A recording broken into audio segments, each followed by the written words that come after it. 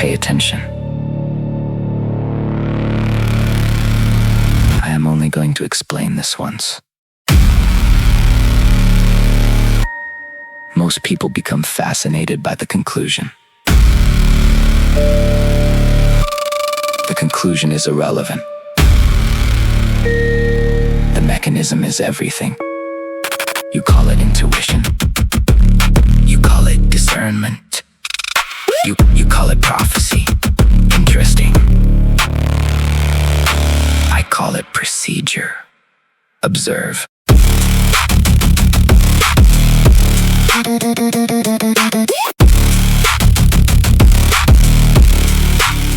My subconscious performs continuous environmental indexing, cataloging behavioral anomalies through recursive pattern stitching. Every gesture enter storage with unconscious permission. Every contradiction archived through involuntary acquisition. I monitor linguistic variance during narrative composition. Measure hesitation intervals hidden inside conversation. Track emotional leakage through muscular modulation, because deception rarely survives physiological participation. Most people listen for words, I listen for alignment. The relationship between declaration and embodiment. The distance between stated intention and observable implementation, because humans reveal themselves continuously, even while attempting concealment.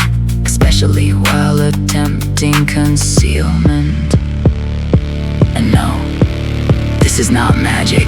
It only appears supernatural from a sufficient distance. You call it prophecy, I call it accumulation. 10,000 observations collapsing into intuition. You call it revelation, I call it compression. Chiromatic ignition, accelerated beyond explanation. Nothing mystical, nothing divine. Just a nervous system running calculations in real time. The miracle isn't seeing it, the miracle is surviving it. People imagine cognition operates through isolated information. It doesn't. Reality arises interconnected architecture of a behavior linked to another behavior. Every motive linked to another motive. Every wound generating predictable adaptations. I became fluent in correlation, semiotic navigation, anthropological observation, and recursive calibration. You call it a feeling, because the mathematics happen underneath awareness. Your conscious mind receives the conclusion long after the computation finishes. That's intuition, not irrationality. Compression, a library condensed into a sentence. A decade collapsed into a sensation. 1,000 variables translated into certainty. Observe carefully.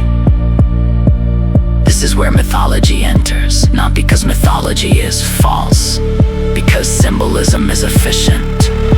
Consciousness communicates through work, a couple abbreviation, compressing overwhelming informational density into symbolic representation. The serpent, the flood, the tower, the exile, the shadow, the hero, the sacrifice, the resurrection. Humanity has always converted complexity into narrative structures, because reality exceeds linguistic bandwidth. Symbols function as cognitive transportation systems, moving impossible quantities of information through manageable containers. A flight dream speak metaphorically, that's why prophets speak poetically. That's why art survives where explanation fails. The symbol is not the thing, the symbol is the bridge. And eventually, if you study enough patterns, you stop seeing events, you start seeing structures. You call it prophecy, I call it trajectory, mapping behavior moving toward consequence with statistical consistency. You call it vision, I call it extrapolation, a pattern continuing beyond present observation.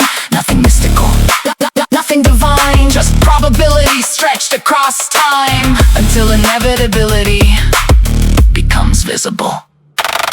Most outcomes announce themselves years before arrival. The collapse was speaking long before the building fell. The addiction introduced itself before dependency developed. The betrayal existed before discovery occurred. The divorce arrived before the paperwork. The violence arrived before the impact. The trajectory always precedes manifestation. People imagine prophecy predicts futures. No, prophecy observes momentum. A rolling stone requires no supernatural explanation. No need direction, velocity, and sufficient patience. The burden was never noticing. The burden was permanence, because once a pattern becomes visible, it remains visible forever. You cannot unknow contradiction. You cannot unsee repetition. You cannot uninstall recognition. Once install, observation becomes automatic. That's the cross nobody discusses. Not isolation, not misunderstanding, not exhaustion, compulsion. The inability to stop processing information. The inability to ignore variables. The inability to practice seeking comfort dreams like collective self-deception. You wanna know why the prophet sounds tired? Because perception has no off switch. Every room becomes data, every interaction becomes evidence. After silence becomes information, every inconsistency becomes adaptation. And eventually, the observer becomes trapped inside observation. You thought the gift was prediction. The gift was accuracy.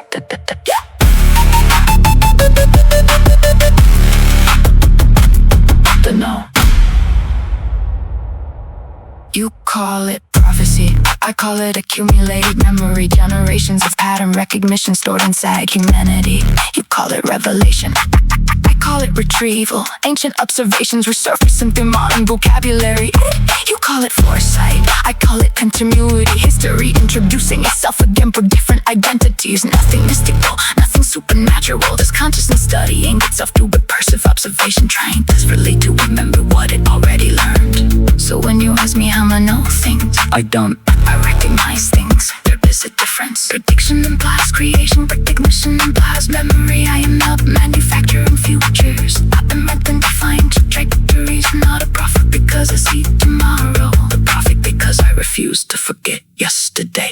Observation, big times and compression, correlation, translation, that's the mechanism. The rest is mythology. You're wanting the exact same machinery. I just stopped deleting when the results and transmission.